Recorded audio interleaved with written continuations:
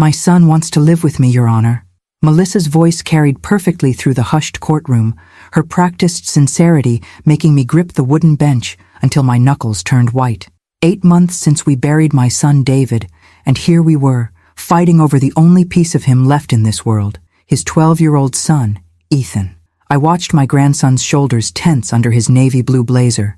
Too formal for a boy his age, but Melissa had insisted he look presentable for court. The same Melissa who couldn't be bothered to wash his school uniforms or notice when he went 3 days wearing the same t-shirt at home. Judge Carlton, a man whose silver hair and lined face spoke of decades witnessing human conflict, adjusted his glasses and addressed Ethan directly. Is that true, young man? Do you want to live with your mother? The courtroom fell silent. My attorney squeezed my hand in reassurance, but we both knew the reality. Courts favor biological parents. Despite all our documentation of Melissa's negligence, despite Ethan spending more nights at my house than his own over the past months, despite everything, she remained his mother. Ethan stood slowly. At 12, he was at that awkward age, no longer a little boy, but not yet a teenager, gangly limbs and a voice that occasionally cracked. David's eyes looked back at me from his son's face, sending a fresh wave of grief through my chest. Your Honor, he began, his voice steadier than I expected. May I show you something first? From his pocket, he pulled out his phone, the one I'd given him for his birthday last month after Melissa forgot their mobile upgrade appointment for the 3rd time.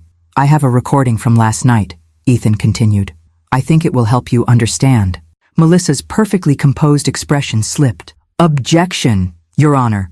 Whatever my son recorded was done without my knowledge or consent. That's illegal and— Ms. Reynolds, Judge Carlton interrupted firmly. In family court, I have considerable latitude to hear evidence, especially from the minor whose custody is being determined. I'll decide its admissibility after hearing it. He nodded toward Ethan. You may proceed, young man. My grandson pressed play, and Melissa's voice filled the courtroom. Not the carefully modulated tones she'd used before the judge, but sharp, impatient words. Stop packing that bag, Ethan. You're not going to your grandmother's tonight. But Mom, you said I could when you and Brandon go to the concert. Plans change. Brandon thinks it looks bad if you're always at her house. Once this custody nonsense is settled, you won't be spending so much time with her anyway. But no buts. God, you're just like your father, always making everything so difficult. Look, once we get this court thing handled, we're moving to Phoenix with Brandon. His job offer includes a house with a pool. You'll love it. What about Grandma Lauren? And my friends? And Dad's? Your grandmother has interfered enough. You're my son, not hers. End of discussion. The recording continued with the sound of a door slamming, followed by Ethan's quiet crying. Judge Carlton's expression remained impassive, but his eyes had hardened. He looked directly at Melissa, whose face had drained of color. Ms. Reynolds, would you like to explain this recording? Melissa recovered quickly, tears springing to her eyes. Your Honor, I've been under tremendous stress since losing David. Sometimes I say things I don't mean. Ethan knows I love him more than anything.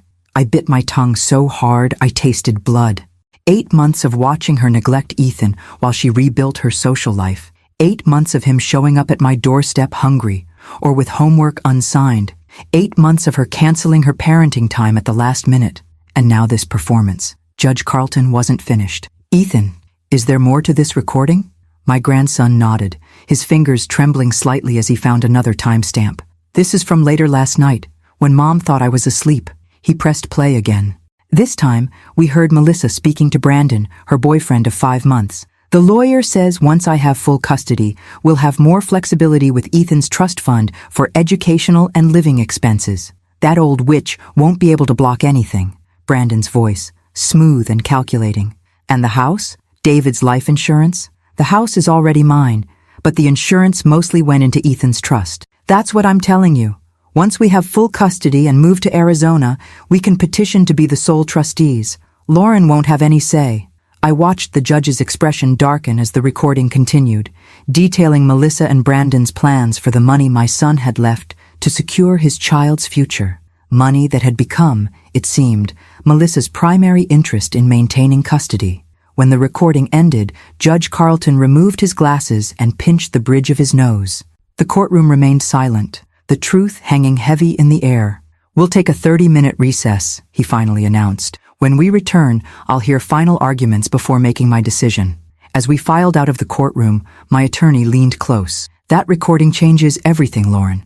Judges hate when financial motives drive custody battles." I nodded, but couldn't speak past the knot in my throat. This wasn't a victory. It was a tragedy. My grandson had been forced to expose his own mother's callousness to protect himself. In the hallway, Ethan slipped his hand into mine, something he hadn't done in public since he was 9, considering it too babyish. The simple gesture nearly broke me. "I'm sorry, Grandma," he whispered. "I didn't want to embarrass Mom, but you have nothing to apologize for," I assured him. "Nothing at all." Over his shoulder, I caught Melissa's gaze, cold and calculating beneath her mask of maternal concern. The woman my son had once loved enough to marry, to start a family with, was a stranger to me now. As we waited to return to the courtroom, I thought about David, my brilliant, kind-hearted son, who had updated his will just weeks before the accident that took his life, as if some part of him had sensed the need to protect his child's future. I thought about my daughter Emma, who had flown in from Seattle to support us despite her demanding surgical residency.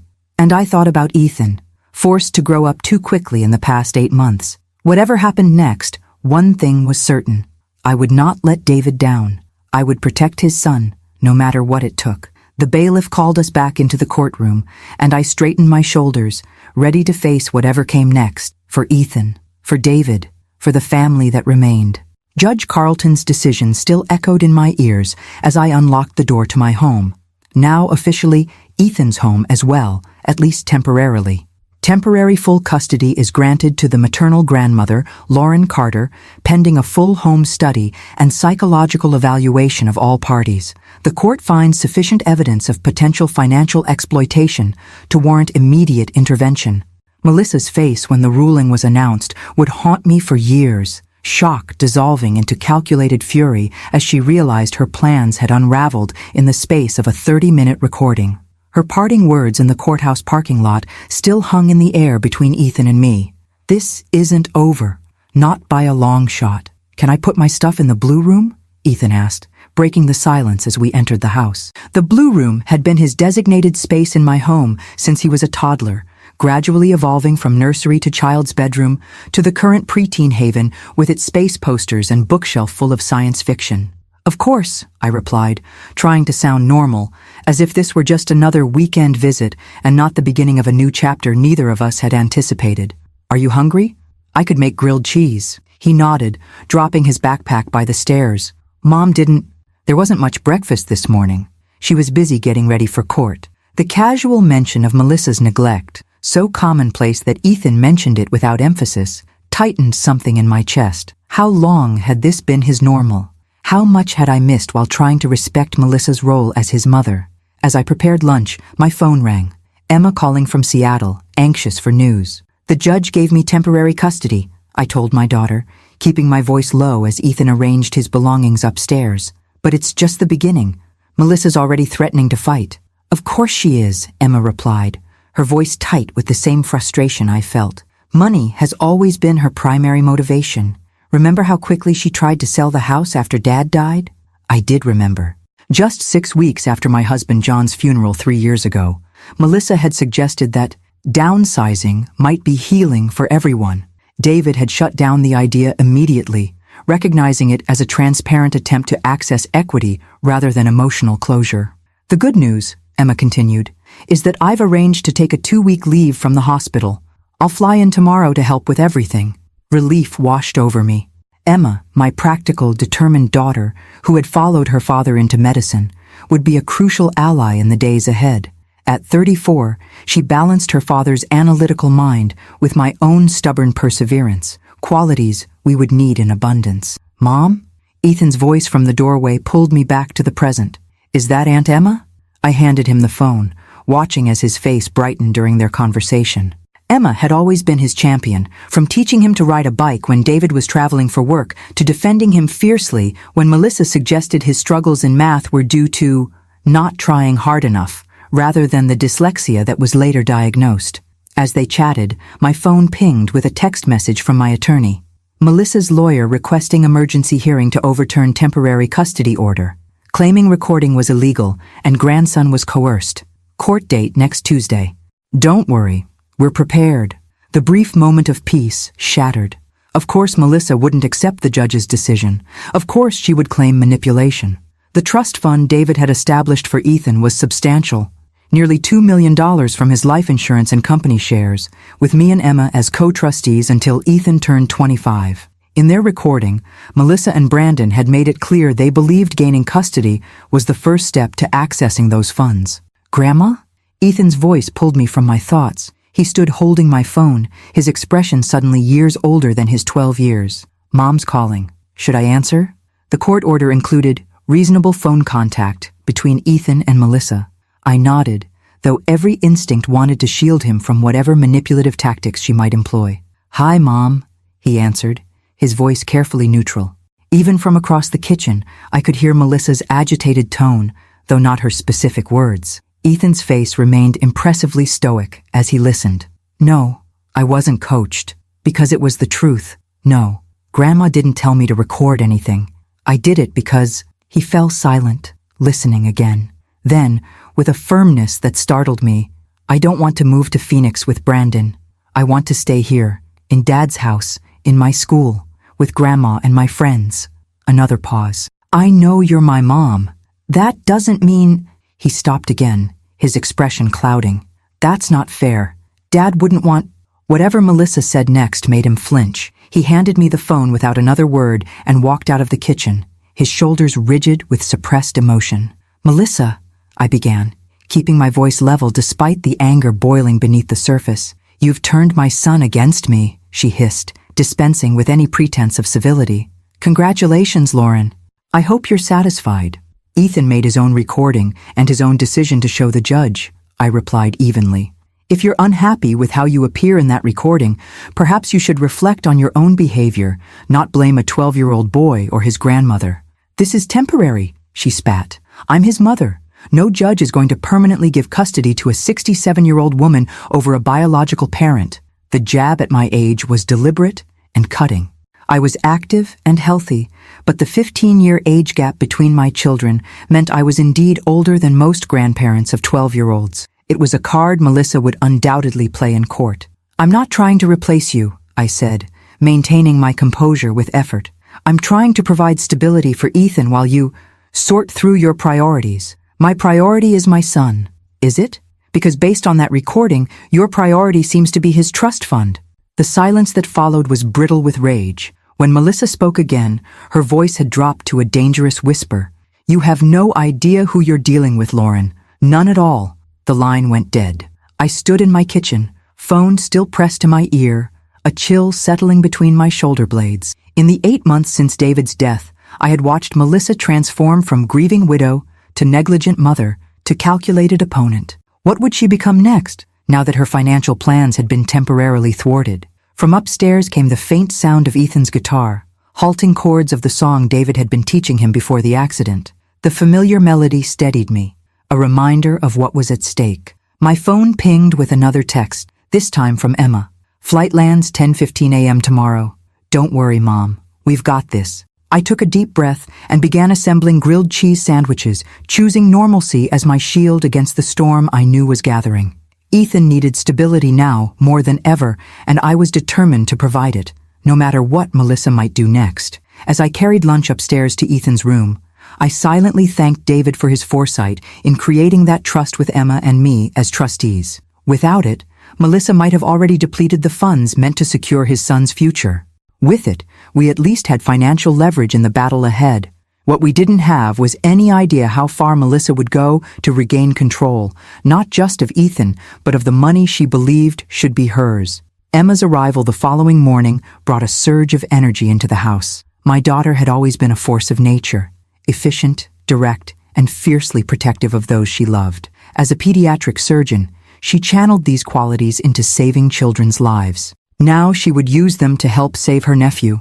I've already spoken with 3 child psychologists who specialize in custody evaluations, she announced, before her suitcase had even hit the guest room floor. And I've compiled Ethan's medical records showing the pattern of missed appointments and delayed vaccinations over the past 8 months. I smiled despite my exhaustion. Hello to you too, sweetheart. Coffee? Emma paused, then laughed ruefully. Sorry, Mom. Doctor mode. She embraced me tightly. How are you holding up? Really? I'm managing, I replied, leading her to the kitchen. It's Ethan I'm worried about. He's trying so hard to be brave, but this is taking a toll. Ethan was at school, his first day back since the custody hearing. I'd given him the option to stay home, but he'd insisted on maintaining his routine. Dad always said education comes first, he'd reminded me, in a perfect imitation of David's serious tone that nearly broke my heart. Where is Melissa staying? Emma asked, accepting the coffee mug I offered. At the house, as far as I know. The judge didn't order her to leave the family home, just granted me temporary custody of Ethan. I sighed, sinking into a kitchen chair. That's another complication. Legally, the house belongs to Melissa as David's widow, though the mortgage is being paid from Ethan's trust as David specified in his will. Emma's expression hardened. So she's living in a house essentially paid for by Ethan's inheritance while plotting how to get control of the rest of his money? Before I could respond, my phone rang. My attorney, Patricia Winters. Lauren, we have a situation, she began without preamble. Melissa's filed an emergency motion claiming elder exploitation. What? The accusation was so absurd I nearly laughed. She's alleging you're using Ethan to access his trust fund for your own benefit. She's demanding a full financial audit of all expenditures since David's death. The irony would have been amusing if it weren't so infuriating. That's ridiculous. Emma and I haven't used a penny of that money except for the mortgage payments and Ethan's school tuition, exactly as David's will stipulated. I know that, and the financial records will prove it. But it's a clever tactical move. It shifts focus from her recorded plans to exploit the trust to unfounded allegations against you. Emma, reading my expression, reached for my free hand. There's more, Patricia continued. She's also requesting supervised visitation for you, claiming you're emotionally manipulating Ethan and turning him against his mother. That's absurd, I protested. I've never spoken against Melissa to Ethan, even when— I believe you, Patricia interrupted gently. But the court will need to investigate all allegations. Expect a guardian ad litem to be appointed for Ethan and home visits from family services. After ending the call, I relayed everything to Emma, whose medical training couldn't fully mask her fury. This is classic Darvo, she declared. Deny, attack, reverse victim and offender. Melissa's taking exactly what she's guilty of and projecting it onto you. The financial audit doesn't worry me, I said. We've been meticulous about the trust, but the allegation that I'm manipulating Ethan— I shook my head, the unfairness cutting deep. I've bent over backward trying not to criticize Melissa in front of him, even when she's canceled plans or left him waiting for hours. Emma's expression softened. Mom, anyone who spends 5 minutes with you and Ethan will see the truth. You've been his rock while Melissa's been— She trailed off, diplomatic even in anger. We need to prepare Ethan, I said, glancing at the clock. School dismissed in 2 hours. He needs to understand that things might get more complicated before they get better. Let me pick him up today, Emma suggested. I'll take him for ice cream, ease him into the conversation. Coming from his cool aunt might make it less scary. I nodded gratefully. Emma had always had a special bond with Ethan, built on science experiments, secret handshakes, and an understanding that transcended the aunt-nephew relationship. In many ways, she'd become a maternal figure when Melissa's attention wandered, especially after David's death. While Emma went to collect Ethan, I called my neighbor and closest friend, Diane, who had been my confidant throughout this ordeal. She's claiming what? Diane exclaimed when I explained Melissa's latest allegations. Lauren, that's outrageous. You've been practically keeping that boy alive while she parades around town with her new boyfriend. The court doesn't know that, I pointed out. They only know what's presented as evidence. Then we need more evidence, Diane said firmly. I've seen Ethan coming to your house hungry because there's no food at home. I've watched Melissa drop him off and disappear for days. The entire neighborhood has witnessed her negligence. Would you be willing to make a statement? I asked hesitantly. Involving others meant expanding the circle of conflict, something I'd been reluctant to do. I'll do better than that, Diane replied. I'll organize statements from the whole neighborhood. The Patels next door, the Rodriguezes across the street. We've all seen what's been happening. It's time we spoke up. By the time Emma returned with Ethan, his favorite mint chocolate chip ice cream having softened the blow of the latest developments, I had emails from 5 neighbors offering detailed accounts of Melissa's neglect and my consistent presence in Ethan's life. "Grandma, Aunt Emma says Mom's telling lies about you," Ethan said as he entered the kitchen, his expression troubled but determined. "I can tell the judge what really happened. I have more recordings." I exchanged glances with Emma, concerned about putting Ethan in the middle of an increasingly hostile battle. "What kind of recordings?" Emma asked carefully. "Times when Mom forgot to pick me up from school, when she left me alone all weekend with just $20 for food, when she and Brandon were talking about selling Dad's watch collection that was supposed to be mine when I'm older." He pulled out his phone. "I've been keeping track of everything since you showed me how to use the voice memo app, Aunt Emma." My heart ached for this child, who had felt the need to document his own neglect, even as I felt a surge of pride at his resourcefulness. "Ethan," I said gently, "we don't want you to feel responsible for the legal aspects of this situation. That's for the adults to handle." He looked at me with eyes too wise for his 12 years. "Dad always said we have to stand up for what's right, even when it's hard. I'm not letting Mom hurt you because of me, Grandma. I'm not." In that moment, I saw David so clearly in his son that tears sprang to my eyes. Emma, noticing, smoothly suggested Ethan show her his latest science project upstairs, giving me a moment to compose myself. Alone in the kitchen, I looked at the growing collection of evidence on my laptop, financial records, neighbor statements, Ethan's recordings, and wondered how we had arrived at this point, how the woman my son had loved enough to marry had become an adversary willing to destroy anyone in her path to financial gain. And I wondered, with a chill I couldn't shake, just how far Melissa would go when she realized the neighborhood was rallying against her, that Ethan had been documenting her neglect, and that her carefully constructed narrative was beginning to unravel.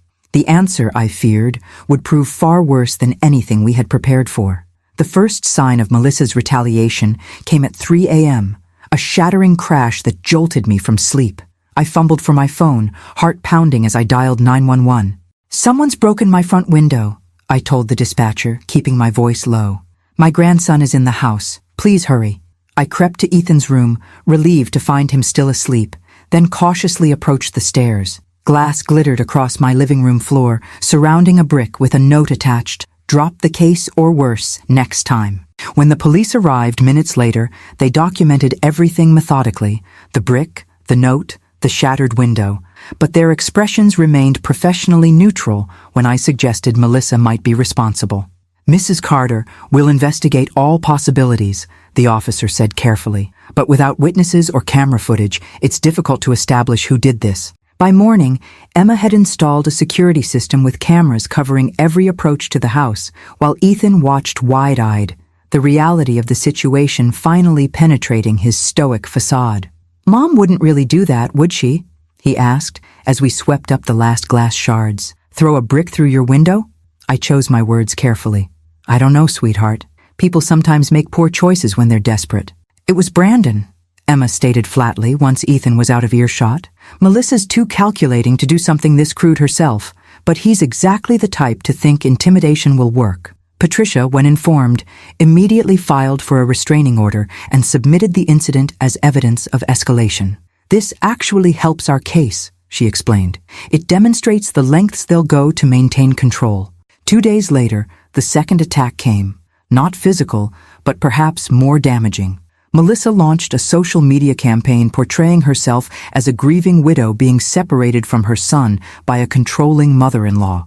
The posts included carefully edited photos of happier times with David and Ethan, interspersed with tearful videos about grandparent alienation and elder financial abuse. The comments section filled with outrage from strangers who knew nothing of the truth. Worse, several distant relatives and casual acquaintances began sharing the posts, adding their own shocked reactions. "She's creating an alternate reality," Emma fumed, scrolling through the growing digital narrative. "One where she's the devoted mother and you're the villain." I felt sick watching the fabrication spread. "Should we respond? Try to correct the record?" Patricia advised against it. "The court won't be influenced by social media drama. Engaging only validates her platform and makes you look defensive. Document everything, but don't respond publicly." The restraint was difficult, especially when Ethan discovered the posts while researching a school project. "She's lying about you," he said, voice shaking with anger. "And about me. She's saying I was manipulated, that I didn't really want to live with you." I held him close, feeling his thin shoulders trembling. "The truth doesn't need to shout to be heard, Ethan. The judge will see through this." But even as I reassured him, I worried. Public perception could influence even the most impartial legal proceedings, and Melissa was crafting a compelling, fictional narrative. The following day brought the third escalation, a visit from Child Protective Services, prompted by an anonymous report claiming I was medically neglecting Ethan. The social worker, Ms. Chai Torres, was professional but thorough, inspecting the house, checking the refrigerator for appropriate food, and interviewing Ethan privately. I sat in the kitchen with Emma, both of us tense despite having nothing to hide. "This is absurd," Emma whispered furiously. "You've taken him to every doctor's appointment since David died. He's healthier and more stable now than he's been in months." When Ms. Torres finally concluded her inspection, her expression had softened noticeably. "Mrs. Carter, I want to be transparent with you. We receive many reports during custody disputes, and we're required to investigate all of them. What I've seen today doesn't raise any concerns about Ethan's welfare in your care." Relief washed over me. "Thank you. I understand you're doing your job. However," she continued carefully, "I should inform you that the reporter made multiple allegations. This was just the initial visit. There may be follow-up investigations." After she left, Emma called Patricia immediately. "Melissa's weaponizing the system against us. First social media, now CPS. What's next?" "Unfortunately, this is textbook high-conflict custody behavior," Patricia replied. "The good news is that judges recognize these patterns. Each false report actually strengthens our position for the final custody determination. But the constant attacks were taking a toll. I found myself jumping at unexpected noises, checking the security cameras obsessively, scrutinizing every aspect of Ethan's care for potential vulnerabilities Melissa might exploit. Ethan, meanwhile, was showing signs of increasing anxiety, trouble sleeping, decreased appetite, startling easily. When Emma suggested he speak with a therapist, he initially resisted. "I'm not crazy," he insisted. "I'm just worried about what Mom might do next." "Therapy isn't for crazy people," Emma explained gently. "It's for anyone navigating difficult situations, like surgeons who need physical therapy after long surgeries strain their backs." The medical comparison resonated with him, and he reluctantly agreed. Dr. Kavita Shah, a child psychologist specializing in family trauma, quickly established rapport with Ethan. After their third session, she requested to speak with me privately. "Ethan is remarkably resilient," she began, "but he's carrying an unhealthy burden of responsibility. He believes he needs to protect you from his mother." My heart sank. "That's exactly what I've tried to prevent." "Children are perceptive," Dr. Shah said kindly. "He sees the strain you're under, regardless of how well you think you're hiding it. But there's something else concerning me." She hesitated. "Ethan mentioned his mother has been sending him private messages suggesting that if he tells the truth and comes home, she'll drop all legal actions against you." The manipulation was breathtaking in its cruelty, using Ethan's love for me as leverage against him. "He's refused her offers," Dr. Shah continued, "but each refusal increases his anxiety. He's essentially being asked to choose between his own well-being and yours." I closed my eyes briefly, gathering strength. "What can we do?" "First, consider blocking direct communication between Ethan and his mother except through monitored channels. Second, Ethan needs reassurance that the adults will solve these problems, not him. And third," she met my gaze directly, "you need support too, Mrs. Carter. This situation would challenge anyone, let alone someone processing their own grief for their son." That evening, after discussing Dr. Shah's recommendations with Emma and Patricia, we filed an emergency motion requesting that all communication between Melissa and Ethan be conducted through a court-approved co-parenting app that would document all exchanges. As I prepared dinner, trying to maintain some semblance of normal routine, Emma received a text that made her expression darken. "What now?" I asked, dreading the answer. "It's from Dad's old colleague at the hospital," she replied slowly. "Melissa was just hired as an administrative assistant in the billing department, the same department that handles all employee medical records." The implications hit me immediately. Emma's position as co-trustee of Ethan's trust made her as much a target as me. If Melissa gained access to her medical information, "I'll call HR in the morning," Emma said, already composing an email to her supervisor, "and the hospital legal department." That night, as Ethan finally slept peacefully with the help of Dr. Shaw's recommended bedtime routine, Emma and I sat on the porch, the security lights casting long shadows across the yard. "She's not going to stop," Emma said quietly. "Every time we block one avenue, she finds another." I watched the shadows, remembering how David had played in this very yard as a child, how he'd later taught Ethan to ride a bike on this same stretch of concrete. "No, she's not going to stop," I agreed. "Which means we need to find a way to end this conclusively." "How?" Emma asked. "We're already doing everything legally possible." I considered the question, thinking about all I'd learned about Melissa in the 8 months since David's death, her patterns, her motivations, her weaknesses. "She wants Ethan's money," I said slowly. "Everything else is secondary. What if we used that against her?" Emma turned to me, curiosity replacing exhaustion in her expression. "What are you thinking, Mom?" "Something David would probably call crazy," I admitted. "But maybe crazy is exactly what we need right now." "You want to do what?" Patricia stared at me across her office desk, coffee cup frozen halfway to her lips. "Offer Melissa money to walk away," I repeated calmly. "Not from Ethan's trust. That remains untouchable. Personal funds." Emma, seated beside me, nodded. "Mom's been thinking this through all night. Melissa's actions are financially motivated. If we address that motivation directly, we might be able to resolve this without dragging Ethan through months of escalating conflict." Patricia set down her cup carefully. "Lauren, I understand the impulse, but paying off someone making false allegations could be interpreted as an admission of guilt. Why would an innocent person pay to make a problem go away? Because an innocent person might prioritize a child's well-being over being right," I countered.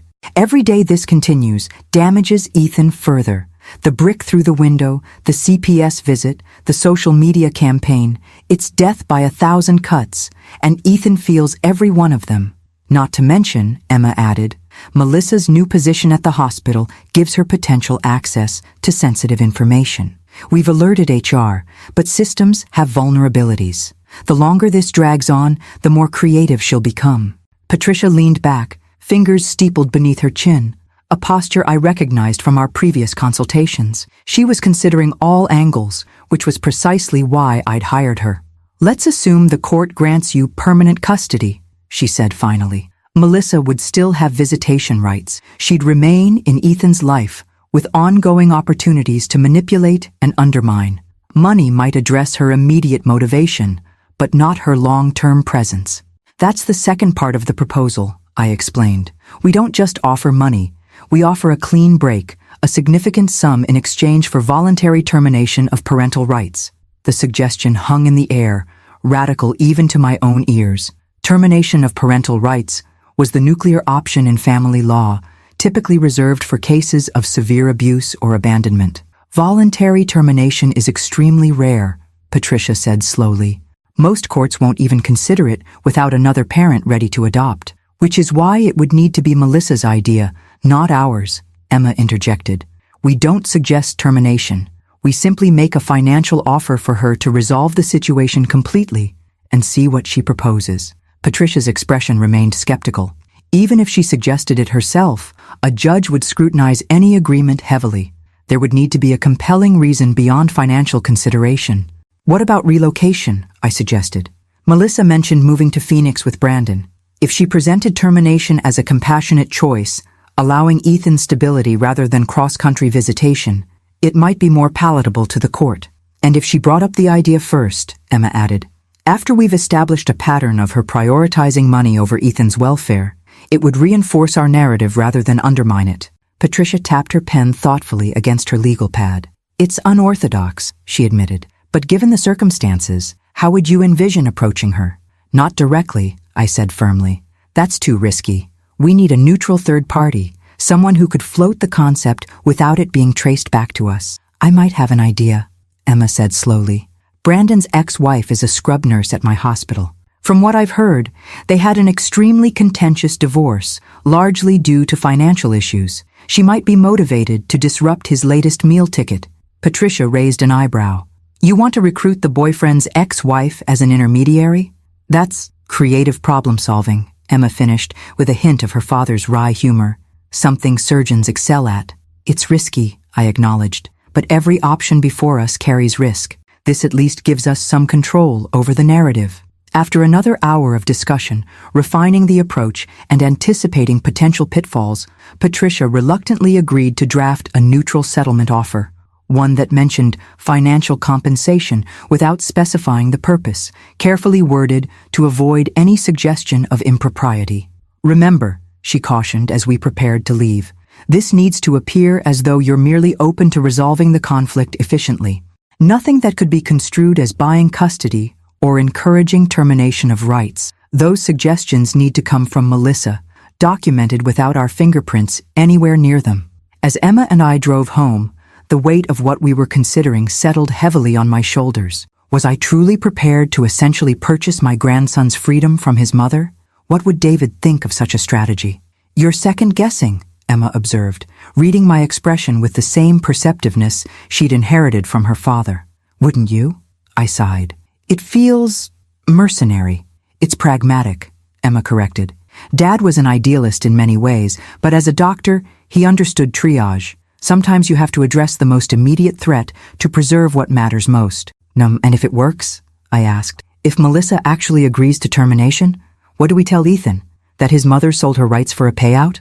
Emma's hands tightened on the steering wheel. We tell him the truth, in age-appropriate ways, that his mother made choices that prioritized her happiness over his well-being, that sometimes adults fail their children, not because the children are unlovable, but because the adults are damaged. That's a heavy burden for a 12-year-old. It's already his burden, Mom. He's living it every day. The only question is whether we help him understand it or leave him to interpret it alone.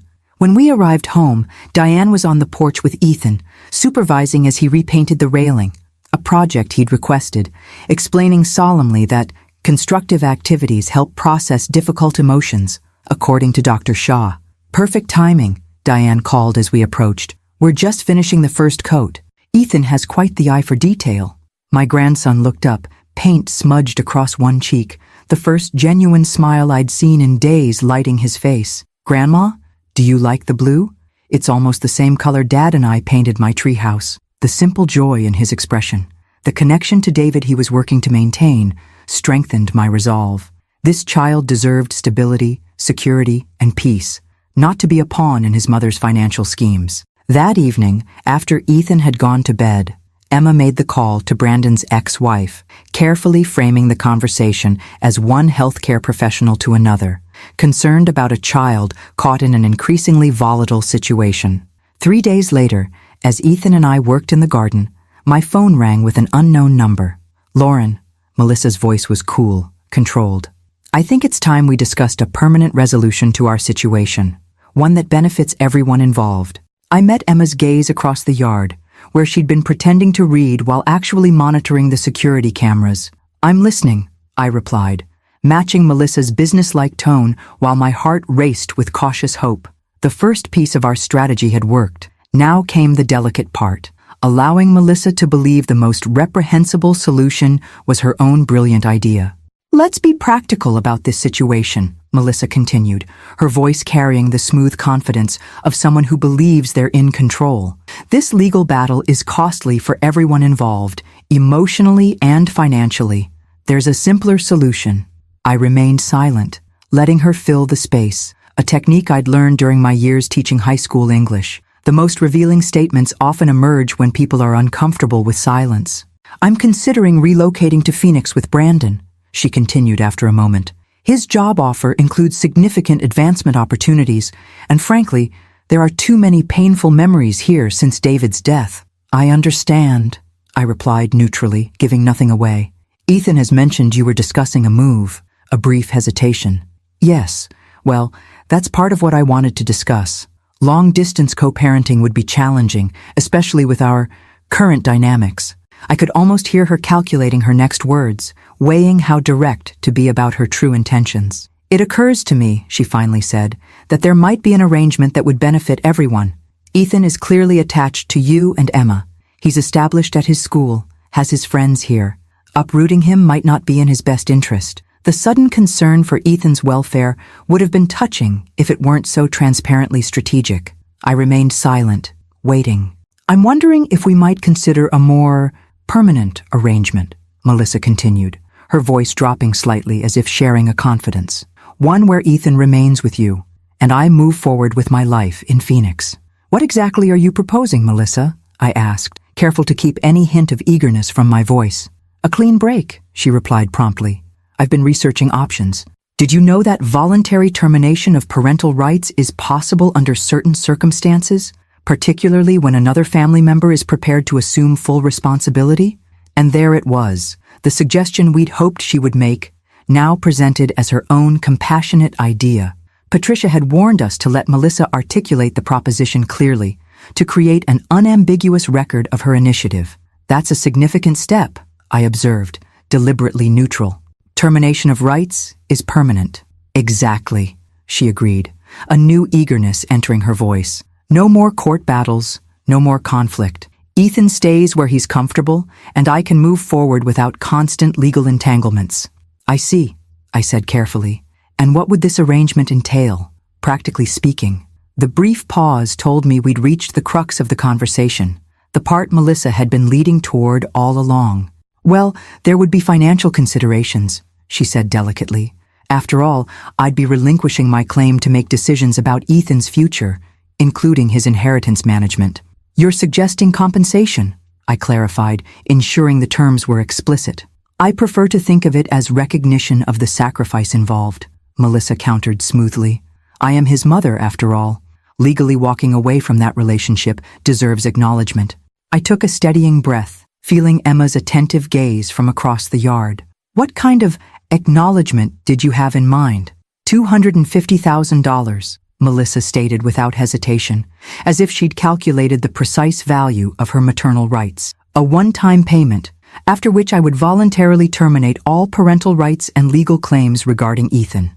The amount was actually less than we'd anticipated, revealing either Melissa's underestimation of her negotiating position or the depth of her eagerness to cash out and leave. That's a significant request, I replied, stalling while I processed her proposal.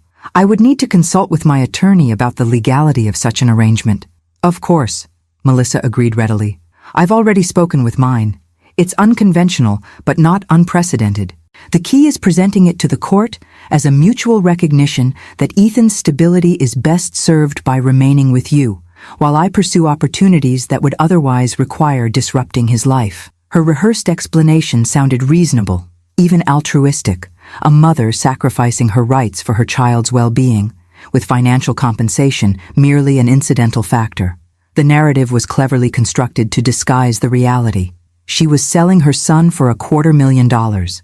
I'll need to think about this, I said, unwilling to appear too eager despite the surge of hope her proposal had triggered, and discuss it with Emma, as she's co-trustee of Ethan's inheritance. I understand, Melissa replied, an edge of impatience now audible beneath her composed exterior. But I should mention that Brandon's position has a definite timeline. We would need to relocate within the next month to secure the opportunity, so a prompt decision would be appreciated. The artificial deadline was transparent, a classic high-pressure sales tactic, but I didn't challenge it. Let her believe her strategy was working. I'll get back to you within a few days, I promised. This isn't a decision to be made lightly. After ending the call, I walked over to Emma, who had abandoned any pretense of reading. $250,000, I reported quietly, mindful of Ethan working nearby. For complete termination of rights. Emma's eyebrows rose. That's all?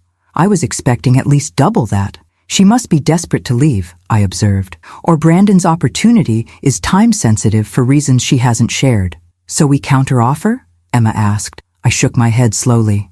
No, we accept her terms, but with conditions. The money is placed in escrow, released only after termination is finalized, and she's physically relocated to Phoenix. And we include a non-disclosure agreement. She never discusses this arrangement publicly or with Ethan. She'll want some of the money up front, Emma predicted. A small percentage, perhaps, but the majority remains contingent on completed termination. Otherwise, what prevents her from taking an initial payment and then dragging out the process? We spent the evening carefully planning our response, consulting with Patricia via secure video call to ensure every aspect of our counterproposal was legally sound and ethically defensible. The court will scrutinize this arrangement heavily, Patricia reminded us. The judge needs to believe termination truly serves Ethan's best interests, not just the adult's convenience. Which is why Melissa's relocation is crucial to the narrative, Emma pointed out. She's not abandoning her child. She's recognizing that forcing him to choose between his established support system and moving cross-country with her would be harmful. And the financial component? Patricia pressed. Is a practical recognition that she's relinquishing future decision-making regarding Ethan's inheritance? I supplied. Not payment for termination itself. The distinction was subtle but significant. A careful threading of legal and ethical needles that might allow this unconventional solution to pass judicial review. Later that night, after finalizing our response to Melissa's proposition, I sat on the edge of Ethan's bed watching him sleep, his features relaxed in slumber, free from the anxiety that had marked his waking hours since this ordeal began. The worn, stuffed dinosaur tucked under his arm, a gift from David on his 5th birthday, was a poignant reminder of all he had already lost. Was I doing the right thing? Facilitating the severance of his relationship with his mother, however flawed she might be? Or was I protecting him from years of manipulation and disappointment at the hands of someone who valued money above his well-being? There were no perfect answers, only difficult choices made with imperfect information. But looking at my grandson's peaceful face, I knew with bone-deep certainty that I would walk through fire to protect him from further harm. If that meant paying Melissa to remove herself permanently from his life, so be it. Some might call it distasteful or mercenary. I called it the price of peace, an investment in Ethan's future security that David would have made without hesitation. Tomorrow, we would set the wheels in motion. For better or worse, we were committed to our course. The Starbucks on Main Street provided the neutral territory Patricia had recommended for our meeting with Melissa and her attorney. Public enough to discourage outbursts, private enough for discreet conversation at a corner table. Emma had insisted on accompanying me despite my protests that she should be conserving her limited leave time. I'm a trustee too, she had reminded me firmly.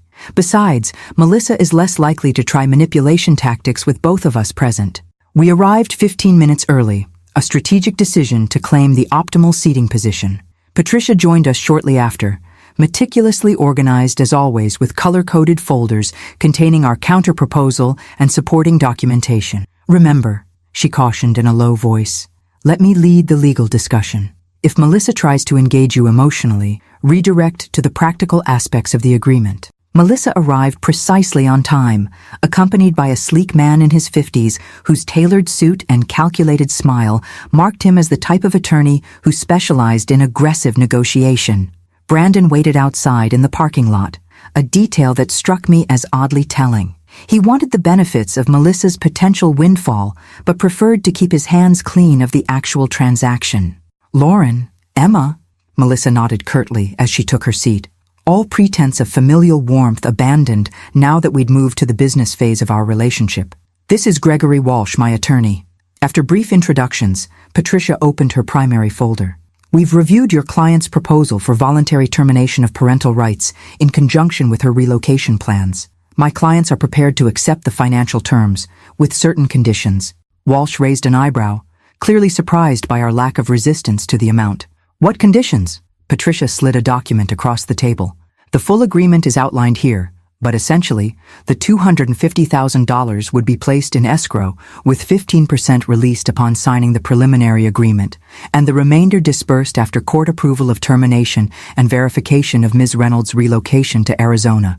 Melissa's eyes narrowed slightly. That could take months. Approximately 60 days, Patricia corrected. We've researched the typical timeline for uncontested termination cases in this jurisdiction. The court prioritizes resolution when all parties are in agreement. Walsh reviewed the document with practiced efficiency. There's also a non-disclosure provision here. Standard in family settlements, Patricia replied evenly. It prohibits all parties from discussing the financial terms of the agreement publicly or with the minor child. That seems reasonable, Walsh acknowledged, still scanning the document. However, the relocation verification is problematic. My client's timeline is contingent on her partner's employment opportunity, which may be flexible. I recognize the negotiating tactic immediately, creating an artificial obstacle to concede later in exchange for a more significant concession from us. Patricia evidently recognized it too, as she didn't immediately respond. The relocation component is non-negotiable, Emma stated firmly, speaking for the first time. The court will require a compelling reason for termination beyond financial consideration. Ms. Reynolds' decision to pursue opportunities incompatible with Ethan's established life here provides that justification. Melissa's confident facade cracked slightly. Are you suggesting I need to actually move to Phoenix for this to work? That is precisely what we're saying, I confirmed, meeting her gaze directly. The narrative presented to the court must be truthful and verifiable. You are choosing to relocate for professional and personal opportunities, recognizing that uprooting Ethan would be detrimental to his well-being. A flash of calculation crossed her face as she exchanged glances with Walsh. And if our plans change after the termination is finalized? The agreement includes a 2-year non-residence clause for the metropolitan area, Patricia pointed out, indicating the relevant section. After that, you're free to live wherever you choose, but the initial relocation must be genuine and documented. Walsh leaned close to Melissa, whispering something that caused her to frown momentarily before her expression smoothed back into practiced neutrality. The escrow arrangement is acceptable, Walsh said after their brief consultation. However, we propose 25% released upon signing rather than 15%, and will need specific parameters defining what constitutes verification of relocation. The negotiation continued for nearly 2 hours, addressing every detail from the timeline for court filings to the specific language that would be presented to the judge. Throughout the discussion, I noticed Melissa's attention repeatedly drifting to the parking lot where Brandon waited, as if seeking invisible guidance or reassurance. Finally, Walsh closed his portfolio. I believe we've addressed all substantive points. I'll revise the agreement according to our discussion and circulate it for review by tomorrow afternoon. As we prepared to leave, Melissa suddenly asked, "What about Ethan's things? His clothes, his electronics?" The question, the first that centered on Ethan himself rather than financial or legal considerations, caught me off guard. For a moment, I glimpsed something almost like genuine concern in her expression. "We can arrange for you to pack his belongings while he's at school," I offered, "or we can pack them for you, whatever you prefer." She hesitated, then nodded. "I'll do it. There are a few things I want to make sure he keeps. Things from David." The unexpected mention of my son sent a pang through my chest. I sometimes forgot that despite everything, Melissa had once loved David, had built a life with him, had given birth to their child. What had transformed that young woman into the person sitting across from me now, clinically negotiating away her relationship with their son? "I'll let you know when Ethan will be out of the house for several hours," I said quietly. "You can have that time privately." Something flashed across her face, gratitude, regret, before her composed mask returned. "Thank you." As we walked to our cars, Emma voiced the question that had been circling in my mind. "Do you think she'll actually go through with it, once the reality sets in?" Patricia considered this thoughtfully. The financial motivation is strong, and she's clearly invested in her new relationship, but terminating parental rights is profoundly final. Some clients experience last-minute hesitation when faced with signing the actual documents. "She won't hesitate," I said with quiet certainty.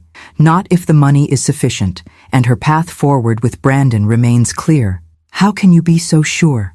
Emma asked. I thought about the woman I'd observed over the 8 months since David's death, her calculated decisions, her shifting priorities, her fundamental self-interest. Because Melissa has already emotionally terminated her relationship with Ethan. The legal formality is just catching up to the reality she's already created. As I unlocked my car, I caught sight of Brandon watching us from across the parking lot, his expression a mixture of impatience and avarice. In that moment, I understood with perfect clarity that our negotiation wasn't really with Melissa at all. She was merely the conduit for his ambitions, a realization that both strengthened my resolve and deepened my sadness for the family David had once believed in. "Let's go home," I said to Emma.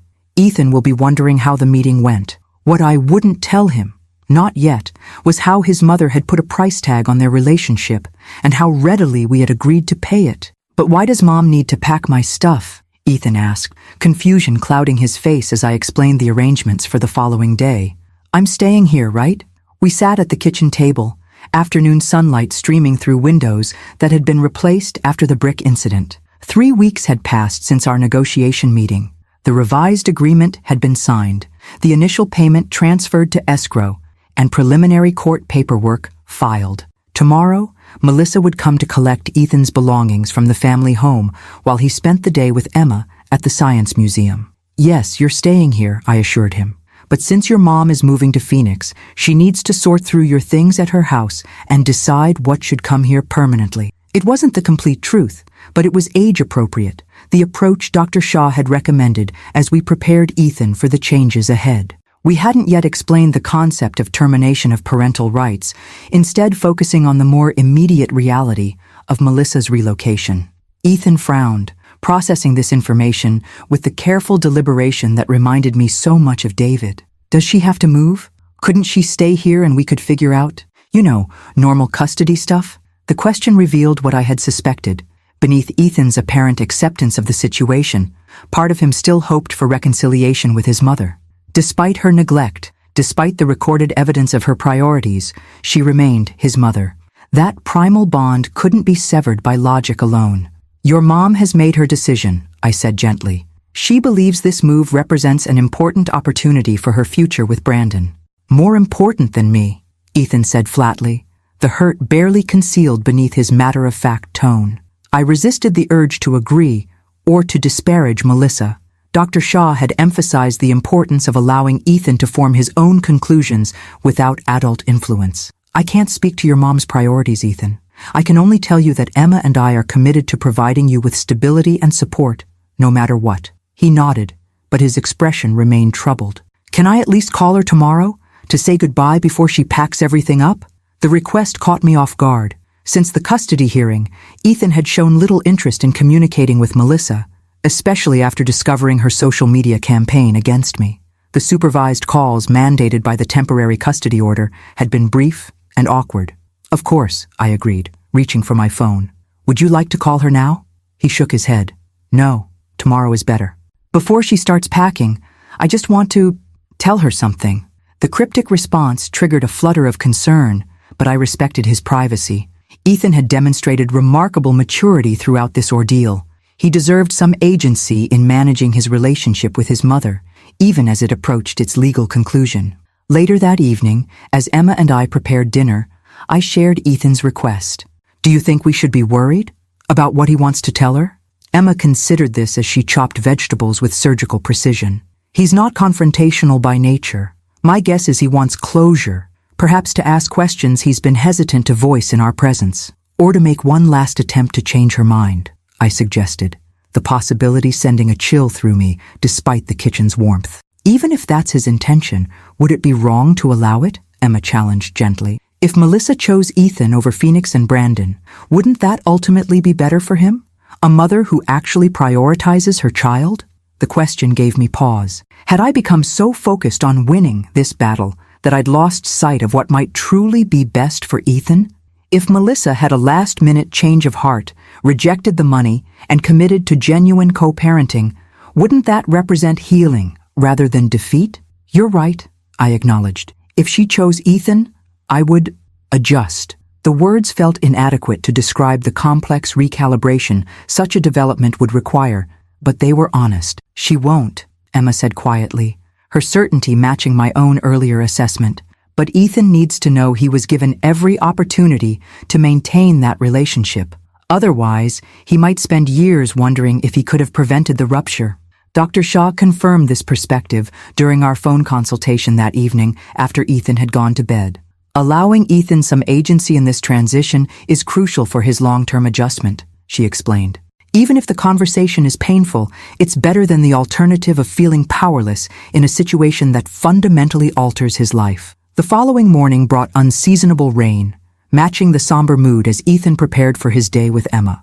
He seemed withdrawn, responding to questions with monosyllables and picking at his breakfast without enthusiasm. You can call your mom from the car before we reach the museum, Emma offered as they prepared to leave. I'll give you privacy. Ethan nodded, clutching his phone with unusual intensity.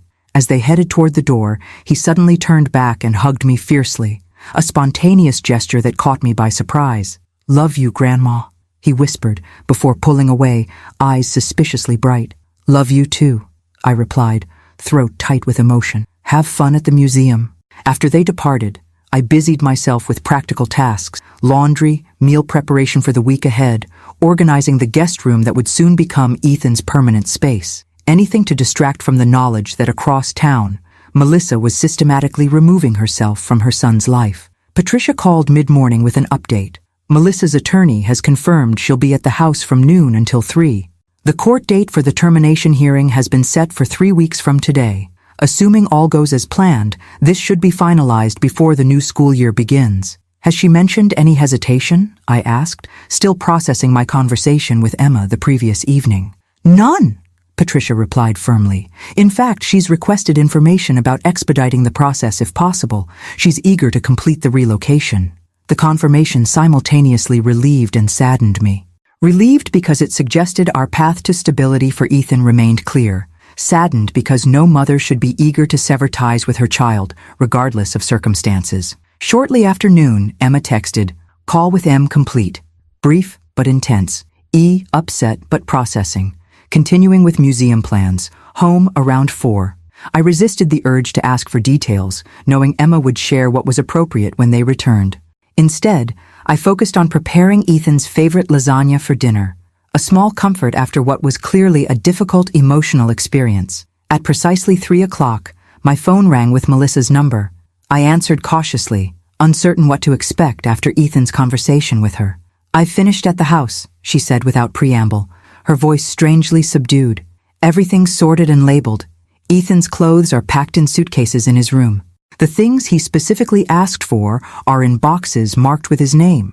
"Thank you," I replied, matching her businesslike tone. "Is there anything else you need before the court date?" A pause, lengthy enough that I checked to ensure the call hadn't disconnected.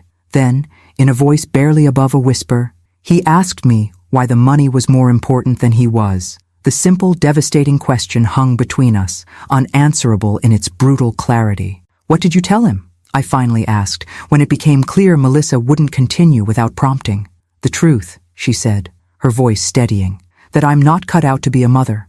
That I never wanted that role but tried because David did. That he deserves better than what I can give him."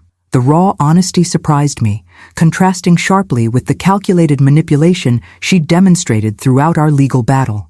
"That must have been a difficult conversation," I offered neutrally. "He said he forgives me," Melissa continued, disregarding my comment. "Can you imagine? After everything, he said he forgives me and hopes I'll be happy in Phoenix." For the first time since David's death, I heard genuine emotion in her voice, not the performative display she'd cultivated for court appearances, but authentic pain and perhaps a flicker of the person she might have been under different circumstances. "Ethan has his father's capacity for compassion," I said quietly. "Yes," she agreed, the single word laden with recognition of all she was relinquishing. "Take care of him, Lauren." The call ended before I could respond, leaving me standing in my kitchen, surrounded by the ingredients for Ethan's favorite meal, contemplating the unexpected glimpse of humanity from a woman I had come to view as little more than an adversary. When Emma and Ethan returned that afternoon, I knew immediately from their expressions that something significant had shifted. Ethan's eyes were reddened but clear, his posture straighter than it had been in months, as if a weight had been lifted from his young shoulders. "I told Mom it was okay for her to go," he announced without preamble, "that she doesn't have to pretend anymore, that we'll both be better off this way." The simple declaration, delivered with quiet dignity, marked the beginning of our healing, not as victors in a custody battle, but as a family rebuilding from shared loss. The family court looked different in late summer light, less intimidating than it had appeared during our initial custody hearing 3 months earlier. Perhaps it was the change in circumstances, or perhaps it was Ethan's calm demeanor as we walked up the granite steps together, but the building seemed to have transformed from an arena of conflict to a place of resolution. "Remember," Patricia reminded us as we gathered outside courtroom C, "this proceeding is primarily procedural. Judge Carlton has reviewed all documentation and conducted private interviews with both Ethan and Melissa. Unless he identifies significant concerns, Today should be straightforward. Ethan nodded, solemn in his navy blazer and khaki pants, the same outfit he'd worn to the first hearing, now slightly too small after a summer growth spurt. At 12, verging on 13, he stood at the threshold between childhood and adolescence, forced to navigate adult complexities while still collecting Pokemon cards and building elaborate Lego structures. Emma adjusted his slightly crooked tie. "You don't have to say anything unless the judge directly asks you a question," she assured him. "And if you feel uncomfortable at any point, just look at us. We can request a break." "I'm okay," Ethan replied with the quiet confidence he'd been gradually reclaiming since his conversation with Melissa. The past 3 weeks had brought noticeable changes: improved sleep, increased appetite, renewed interest in activities he'd abandoned during the custody battle. Dr. Shaw described it as the natural resilience of childhood asserting itself once the primary source of stress is addressed. As we entered the courtroom, I spotted Melissa and Brandon already seated on the opposite side. She wore a conservative gray dress that conveyed appropriate seriousness for the occasion, while Brandon's expression betrayed barely concealed impatience. A man eager to complete a transaction and move forward. Judge Carlton entered promptly at 9, his manner businesslike, but not cold. After preliminary statements from both attorneys outlining the voluntary termination agreement, he addressed Melissa directly. "Ms. Reynolds, I've reviewed your petition for voluntary termination of parental rights, along with the supporting documentation and our private discussion. Before proceeding, I must confirm for the record, do you fully understand that termination of parental rights is permanent and irreversible?" Melissa stood, hands clasped before her. "Yes, Your Honor. And you understand that upon termination, you will have no legal right to visitation, communication, or input regarding any aspect of your son's life?" "I understand," she confirmed, her voice steady. Judge Carlton studied her carefully. "In most cases of voluntary termination, the court requires extraordinary circumstances or a step-parent adoption. Neither applies here. Why should I approve this petition?" Patricia had prepared us for this question, the central issue any family court judge would need to address. "Your Honor," Melissa began, following the narrative we had carefully constructed during negotiations, "my relocation to Phoenix represents a significant opportunity for professional advancement and personal growth. Attempting to maintain a cross-country co-parenting relationship would create instability for Ethan, particularly given our challenging history. He has a stable, loving home with his grandmother and aunt, continuity in his school and community, and ongoing therapeutic support processing his father's death." She paused, then added something that hadn't been rehearsed. "Most importantly, Ethan deserves parents who can fully commit to his well-being. Lauren and Emma Carter have demonstrated that commitment consistently.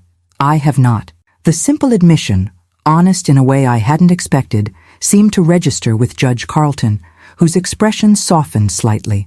"Mr. Walsh," the judge addressed Melissa's attorney, "the court notes a financial settlement associated with this termination. Would you characterize this as payment for parental rights?" Walsh responded smoothly.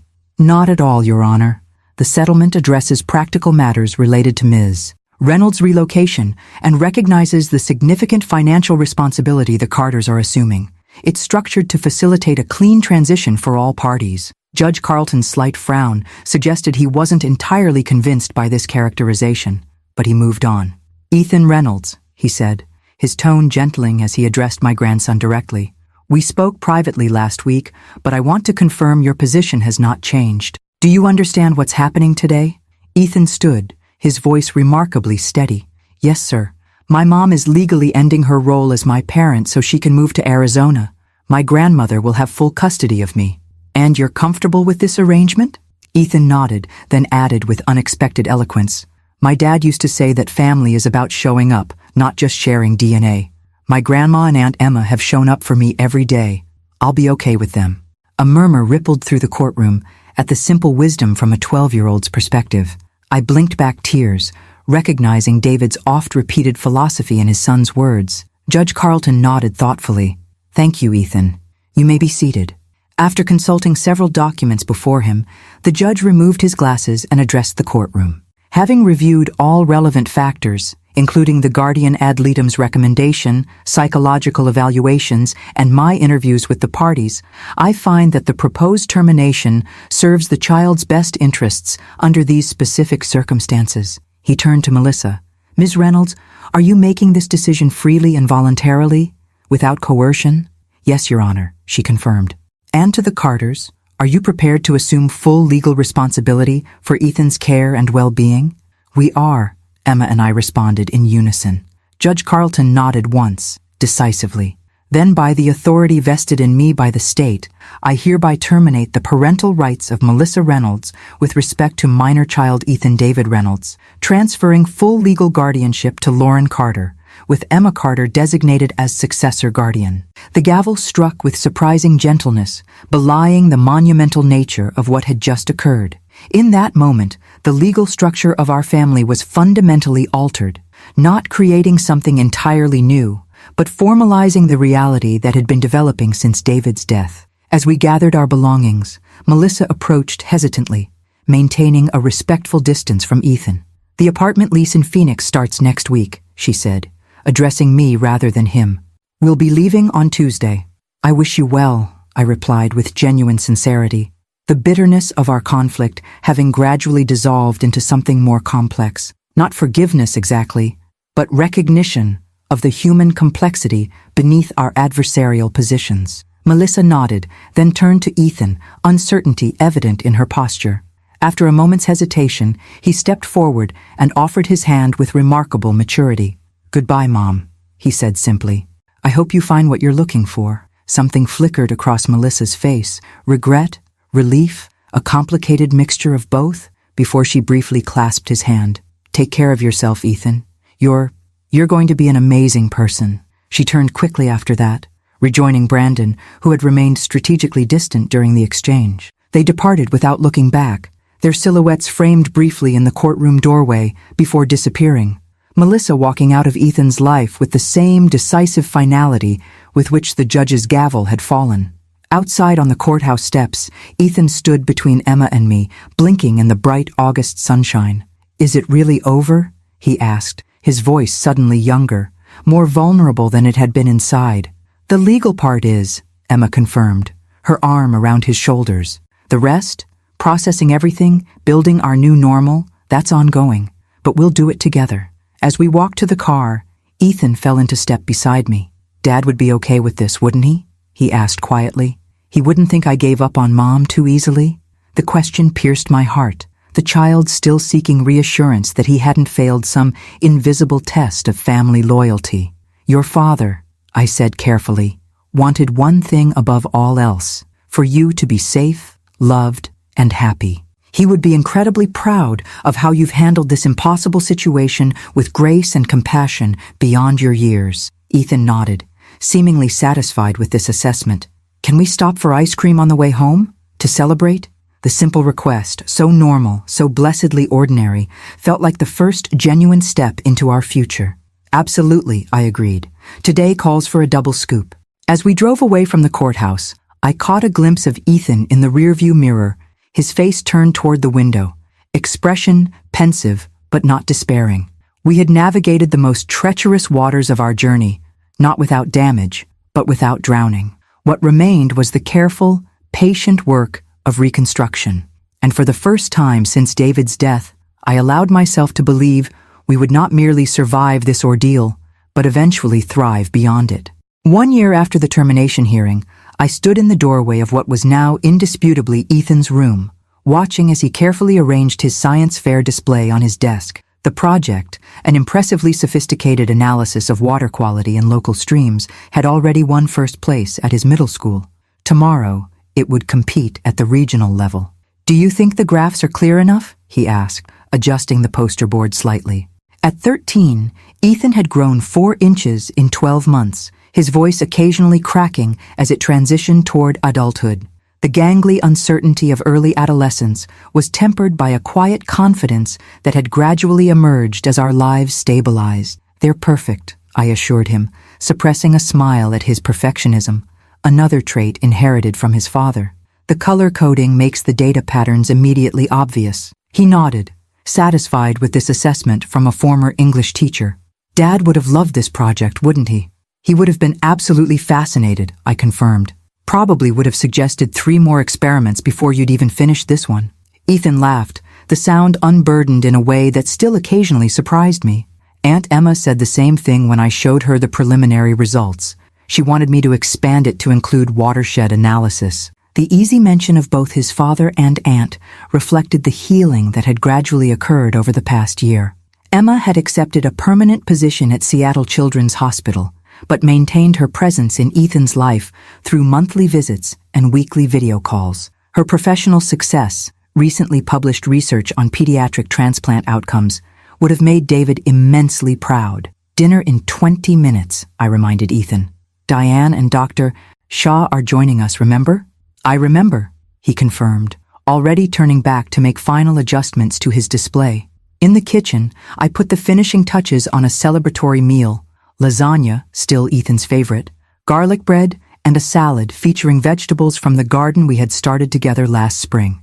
Cooking had become a shared activity, one of many new traditions we had established in our reconfigured family. The doorbell rang just as I was setting the table. Diane arrived first, bearing her famous tiramisu for dessert, followed shortly by Dr. Shaw. Over the past year, the therapist had transitioned from professional support to family friend, her warm wisdom proving valuable well beyond the initial crisis that had brought her into our lives. As we settled around the table, the conversation flowed easily. Ethan enthusiastically explaining his scientific methodology, Diane sharing amusing stories from her recent Mediterranean cruise, Dr. Shaw discussing the children's art therapy program she had established at the community center. "I've been meaning to tell you," Dr. Shaw said during a natural pause in conversation. "Ethan's case study, anonymized of course, has been accepted for presentation at a national conference on childhood resilience. His journey provides valuable insights for professionals working with children navigating family restructuring." Ethan looked up with interest. "You're using my story to help other kids?" "With your grandmother's permission," Dr. Shaw confirmed. "Your experience, particularly how you processed the termination, offers important lessons about children's capacity to adapt when provided with appropriate support and honesty." I watched Ethan absorb this information, noting the subtle straightening of his shoulders, the physical manifestation of recognizing that his pain might serve a purpose beyond mere suffering. "Speaking of which," he said after a moment, setting down his fork, "there's something I've been wanting to show everyone." He disappeared upstairs, returning moments later with his tablet. "I found this while organizing old files last week. It's the original recording from the court hearing." The mention of that pivotal moment, Ethan raising his phone in the courtroom, the devastating evidence of Melissa's true priorities playing for all to hear, sent a ripple of tension through our celebratory dinner. "Are you sure you want to revisit that, sweetheart?" I asked carefully. We had rarely discussed Melissa since her departure for Phoenix. True to the non-disclosure agreement, she had maintained complete silence, no birthday cards, no holiday greetings, no social media mentions of the son she had legally relinquished. "I'm sure," Ethan replied, with the quiet determination that had become his hallmark. "I think it's important." He placed the tablet on the table and pressed play. The recording began with Melissa's voice, sharp, impatient, dismissive of Ethan's desire to visit me. But then, something unexpected happened. As the familiar argument continued, I realized with growing confusion that this wasn't the same recording that had been played in court. This version continued beyond the argument about visiting me, capturing a conversation I had never heard before. "Mom," Ethan's voice asked, "do you even want me to live with you?" A lengthy pause followed, then Melissa's sigh. "It's complicated, Ethan. That's not an answer." Another pause. "If I'm being honest, I was never meant to be a mother. Your father wanted children. I went along with it because I loved him. But this role, it doesn't come naturally to me the way it does to your grandmother. Then why are you fighting for custody?" Ethan's voice was smaller now, vulnerable. "Because that's what mothers are supposed to do," Melissa replied, an edge of bitterness in her tone. "Because admitting I don't want that responsibility makes me a monster in everyone's eyes, not in mine," Ethan said quietly. "I'd rather know the truth than live with someone who resents me." The recording ended there, leaving a stunned silence around our dinner table. I stared at Ethan, struggling to process what I'd just heard. "That's not the recording from court," I finally managed. No, he confirmed, meeting my gaze steadily. That one came later, after I realized what was really happening with Mom and Brandon and the trust fund. This was the first one, from about 2 weeks earlier. Doctor, Shaw leaned forward slightly. You recorded this conversation and then chose not to use it? Ethan nodded. At first, I thought if Mom admitted she didn't really want to be a parent, that would solve everything. But then I overheard her and Brandon talking about the trust fund, and I realized— He paused, collecting his thoughts. I realized that showing a judge she didn't want me would hurt her too much. It would make her look like a bad person. The money conversation was better because it was about them being greedy, not about her failing as a mother. The profound compassion of this decision, a 12-year-old boy protecting the dignity of the very woman who had failed to protect him, left me speechless. Even in the midst of his own pain, Ethan had considered how to minimize damage to Melissa's reputation. That was an incredibly empathetic choice, Dr. Shaw observed gently. May I ask why you're sharing it now? Ethan considered the question carefully. Because I'm not angry anymore. For a long time, I thought Mom gave me up because she wanted money more than she wanted me. That hurt a lot. But now I understand she gave me up because she knew Grandma and Aunt Emma could give me what she couldn't. The money was just making it easier to admit the truth. The insight, profound in its compassion and maturity, brought tears to my eyes.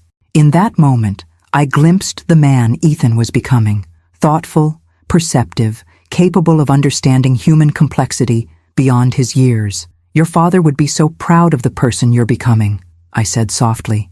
Ethan smiled, a genuine expression that reached his eyes. I know. That's why I wanted to share this tonight. I feel like I'm finally okay with everything that happened. Like I can stop wondering if things could have been different. Diane, who had remained respectfully silent during this revelation, reached over to squeeze Ethan's hand. That's what healing looks like, young man. Not forgetting or pretending it didn't hurt, but finding a way to carry the experience without being defined by it. As we resumed our meal, the conversation gradually returning to lighter topics, I observed the people gathered around my table. This chosen family we had constructed from the fragments of tragedy. Diane, whose steadfast friendship had sustained me through the darkest days. Dr. Shaw, whose professional guidance had transformed into genuine connection. And most importantly, Ethan, the grandson who had become in many ways the heart of my life's second act. The journey from that first courthouse hearing had been neither straight nor easy. There had been setbacks amid the progress. Nights when Ethan still cried for his father. Moments when the absence of his mother still stung despite her limitations. Days when I questioned whether I had enough strength and wisdom to guide him through adolescence. But watching him now, animated as he explained a technical aspect of his project to Diane, confidence gradually replacing the uncertainty that had shadowed him after David's death, I felt profound gratitude for the path we had traveled together. The recording that had changed everything in that courtroom had been powerful in its damning evidence. But this second recording, the one Ethan had compassionately withheld, revealed something far more significant. Not just the failure of one mother, but the extraordinary capacity for understanding in her son. Later that night, after our guests had departed and Ethan had gone to bed, I sat on the porch swing Robert had built decades earlier, contemplating the journey that had brought us to this moment of quiet resolution. My phone buzzed with a text from Emma. How did the dinner go? Is he ready for tomorrow? More than ready, I replied, and he shared something remarkable about the original recording. I'll tell you everything during our call tomorrow. Can't wait to hear. Give him a hug from me in the morning. Love you both. I tucked the phone away, gazing at the stars visible above the trees Robert and I had planted when we first purchased this property. So much had changed, yet something essential remained constant. The love that had built this home continued to sustain it, flowing through generations in different forms, but never diminishing. In the quiet darkness, I whispered a truth that had gradually emerged from the chaos of the past 18 months. We're going to be okay. And for the first time, I believed it completely.